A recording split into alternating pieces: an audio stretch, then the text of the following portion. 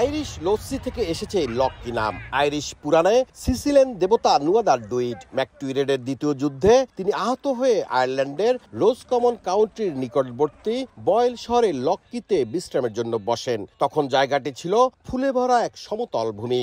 এরপর সেখানেই মৃত্যুবরণ করেন তিনি। যখন তাকে চিরনিদ্রায় শায়িত করার জন্য কবর খননের কাজ শুরু হয়, সে সময়ে অলৌকিকভাবে একটি হ্রদের সৃষ্টি হয়ে পুরো সমতল ভূমি প্লাবিত হয়ে যায়। তার নাম অনুসারেই হ্রদের নাম হয় লস্যি।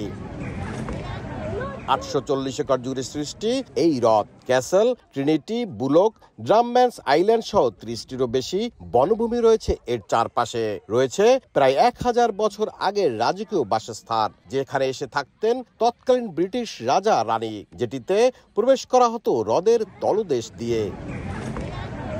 ঐতিহাসিক এই জায়গাটিতে আয়ারল্যান্ডের গলওয়ে বাংলাদেশ কমিউনিটি বড়দের পাশাপাশি ছোটদের নিয়ে হাজির হয় এর সৌন্দর্য ও ইতিহাসের সঙ্গে পরিচিত করাতে।